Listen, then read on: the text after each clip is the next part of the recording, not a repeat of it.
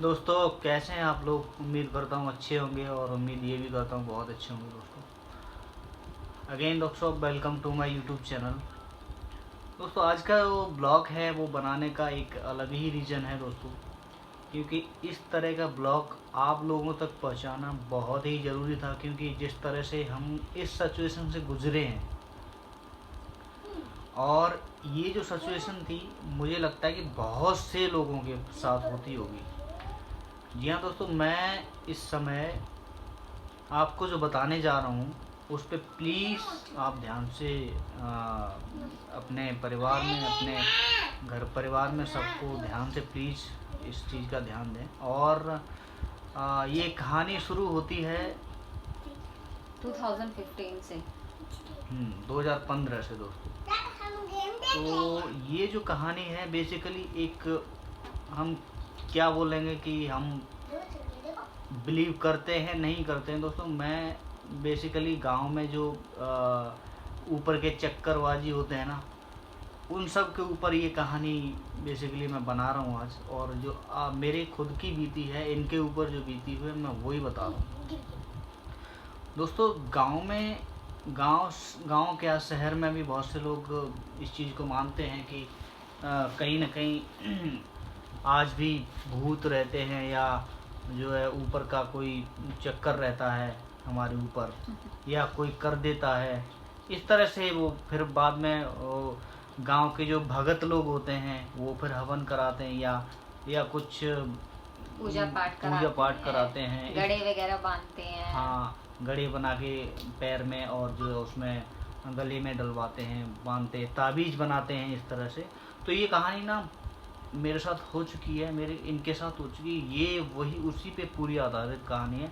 तो ये 2015 से शुरू होती है कहानी दोस्तों, और ये कहानी इनके ऊपर हुई है। तो मैं एक बार कहूँगा कि आप ही एक बार इसको बताएं तो ज़्यादा बेटर होगा, और थोड़ा शॉर्ट में बताएं क्योंकि बहुत ज़्यादा लंबी वीडियो हो जाएगी दोस्तों। जी हाँ फ्रेंड्स, बहुत लंबी कहानी है बट शॉर्ट में सुनाऊंगी, नहीं तो आप भी बोर हो जाओगे। तो 2015 में जो है मेरी छोटी बहन जो 20-21 साल की थी, वो बीमार थी। तो बीमारी की वजह से एक्सपायर हो गई थी। तो मैं बहुत ज़्यादा परेशान रहने लग गई थी। 1-2 साल तक मैं परेशान रही, उसी के बारे में सोचती रहती थी ये वो। फिर धीरे धीरे थोड़ा माइंड चेंज हुआ। माइंड अभी चेंज ही हो पाया था जब तक 2019 में मेरा छोटा भाई, वो भी 25-6 इयर्स का था, वो भी एक्सीडेंट में एक्सपायर हो गया। तो मतलब एक चीज़ से मैं निकल नहीं पाई तब तक ये दूसरा एक मतलब इंसिडेंट हो गया मेरे साथ में, जो मेरे दिमाग में घूमता ही रहता था।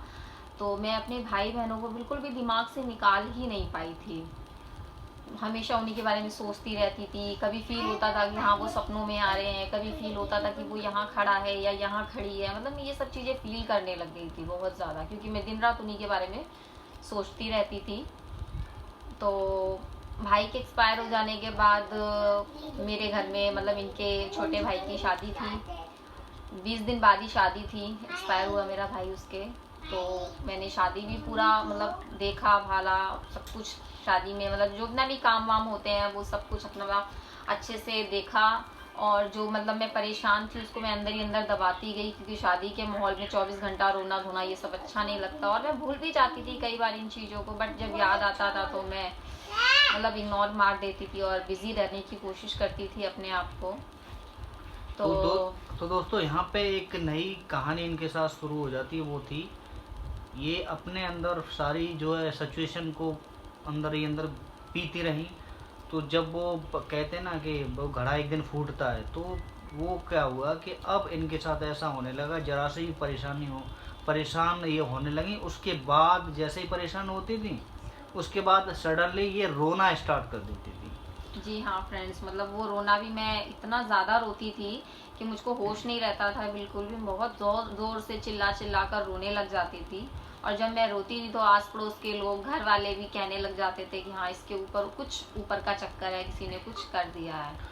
क्योंकि हम लोग अभी लॉकडाउन जो पीछे 2018 में जो लॉकडाउन लगा था, तो दिल्ली से हम लोग मैं अपने पैतृक गांव चला गया था। वहाँ पे हम लोग कुछ रहे, तो ये नहीं रही है इतनी मेरे गांव में। तो इन्होंने भी एडजस्ट किया वहाँ पे। तो ये भी कुछ प्रॉब्लम थी, अगर गांव की लड़की होती वो एडजस्ट कर लेती है, और शहर की मतलब कर लेती है, बट बहुत थोड़ा सा टाइम लगता है। तो उस तरह से सिचुएशन थी वहाँ पे। यही स्टार्ट हो गया कि इनका रोना। मैं छोटी छोटी बातें अगर दिमाग में आ जाती थी तो बस मैं रोना शुरू कर देती थी, लेकिन मुझे तब ये एहसास नहीं था कि मैं क्यों रोती हूँ, मुझे ये नहीं पता लगता था। बस परेशानी आई नहीं और जो है मैं मतलब सब कुछ भूल के रोना स्टार्ट कर देती थी। तो वही था कि अगर कोई भी देखता था आने वाला या देखने वाला, तो वो यही कहता था, हाँ इनके पास, इनके ऊपर कोई किसी का चक्कर है, किसी ने कर दिया या ये सब। तो दोस्तों मैंने वो हर चीज़, मैंने कहा कि अगर ऐसा है तो मुझे, मैं आई डोंट बिलीव दिस, मैं बिल्कुल भी इन चीज़ों पे बिलीव नहीं करता। लेकिन इनकी वजह से, अपने घर वालों की वजह से उन्होंने कहा कि हाँ दिखा लो एक बार। मैंने दिखाया इनको एक अच्छे, जहाँ भी उन्होंने बताया, एक भगत जी हैं उनके पास। तो उन्होंने जो है फिर वहीं से अपना कुछ किया। फिर उसके बाद उन्होंने घर में आके वो हवन भी करवाया, और सारे कुछ वो तावीज़ वगैरह थे वो भी सारा कुछ दिया। फिर उसके बाद हुआ क्या कि हम लोग लॉकडाउन के बाद, रक्षाबंधन के बाद आ गए गाँव। तो दिल्ली आ गए, दिल्ली आ गए वापस से। उसके बाद जो है उन्होंने पूजा करने के बाद भी 1-2 बार वहाँ पे हुआ सारा कुछ। तो हुआ तो फिर हम लोग वापस दिल्ली आ गए। दिल्ली आने के बाद इनकी सिचुएशन जैसी थी वैसी ही रही, कोई भी उसमें फ़र्क नहीं आया मतलब। तो फिर मैंने भी इनसे बोला कि मुझे तसल्ली नहीं हो रही इस चीज़ की कि मैं किसी भगत के पास या किसी ऊपरी चक्कर की वजह से आपको यहाँ पे छोड़ दूँ ऐसे ही।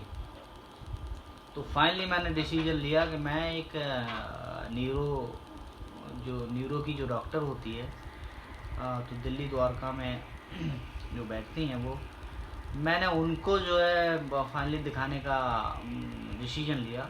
तो मैं उनको ले गया इनको उनके पास। फिर उन्होंने कहा कि वहाँ मुझे पता चलता है कि ये डिप्रेशन की शिकार हो चुकी है।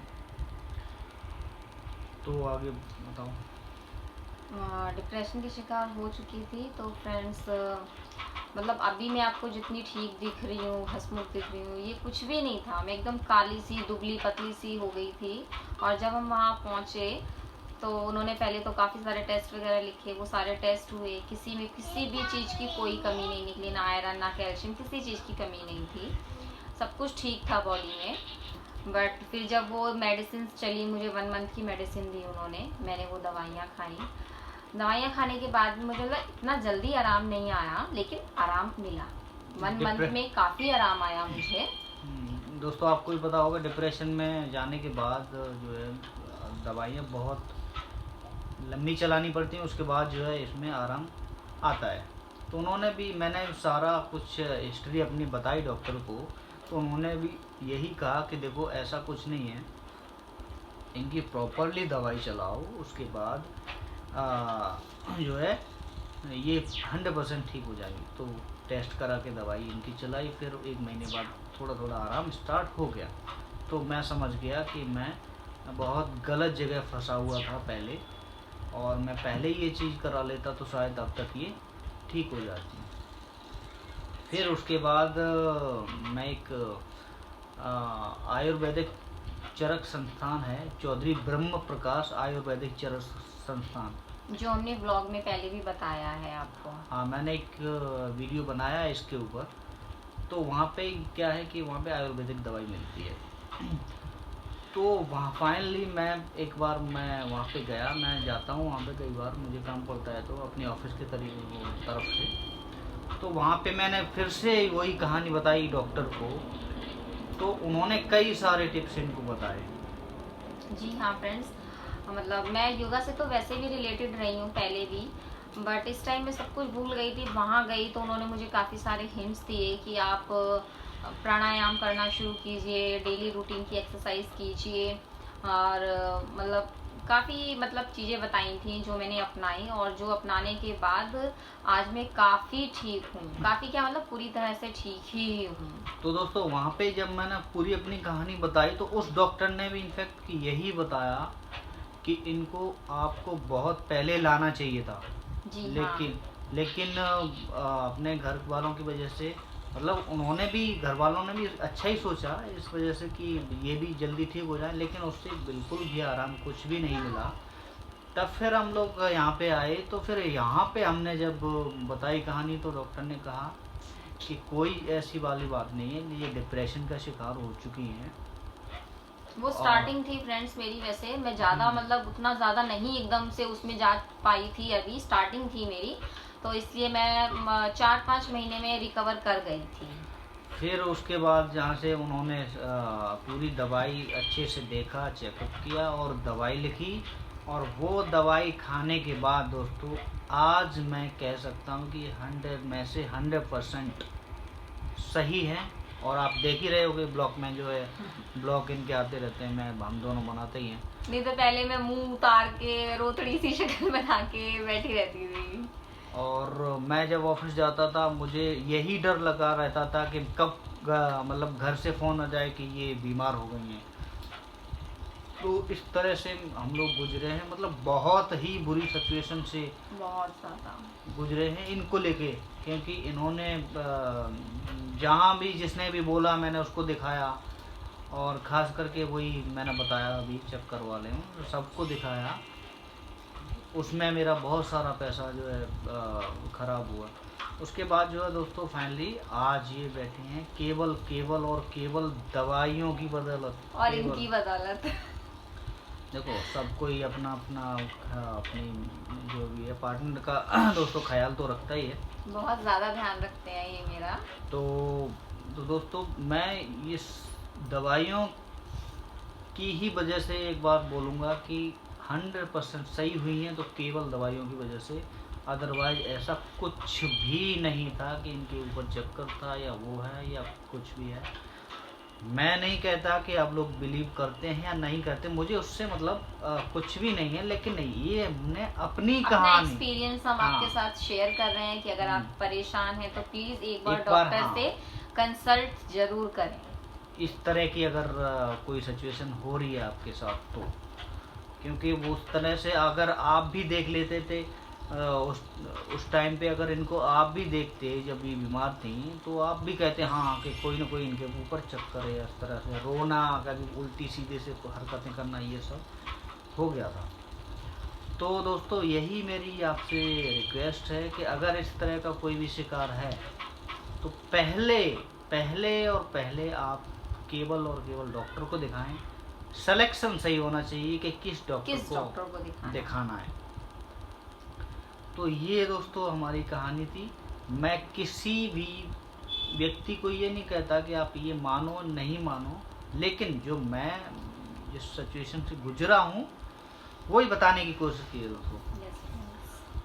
तो दोस्तों ये थी आज की कहानी, और अब हम लोग सारे मस्त हैं, स्वस्थ हैं और तंदुरुस्त हैं, और सारे लोग आप लोग देखते ही हैं कि हम लोग ब्लॉग्स बनाते हैं, तो मेरे सारे ब्लॉग्स आप लोग देखते होंगे, मुझे यही उम्मीद है। और नोटिफिकेशन का दोस्तों, मेरे जो ब्लॉग आते हैं उसका नोटिफिकेशन आता होगा, उसको क्लिक करके आप देखेंगे तो आपके पास मैं कोई भी अगर मैं डालता हूँ वीडियो तो फटाक से आपके पास पहुँच जाएगा नोटिफिकेशन में।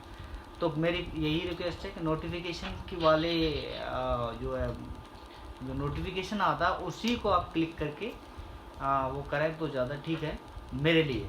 एक चीज और फ्रेंड्स, अगर आपको टिप्स चाहिए कि मैं मतलब कैसे ठीक हुई, मैंने क्या क्या एक्सरसाइज अपनाई या क्या क्या प्राणायाम किए, तो आप कमेंट्स में पूछ सकते हैं, हम आपको उसका आंसर जरूर देंगे, और हो सकेगा तो हम उसका एक और ब्लॉग और रेडी करेंगे। बिल्कुल, आप हमें बता सकते हैं कमेंट करके। और दोस्तों वीडियो अच्छी लगी हो तो प्लीज़ मेरे चैनल को सब्सक्राइब करें, वीडियो को लाइक करें, शेयर करें और कमेंट करें। तो दोस्तों ठीक है, मिलते हैं ऐसे ही अगली रोचक कहानी के साथ और अगले नए ब्लॉग के साथ दोस्तों। तब तक के लिए जय हिंद, जय भारत, वंदे मातरम। आप अपना बहुत ख्याल रखिएगा। Okay friends, good night. Good night.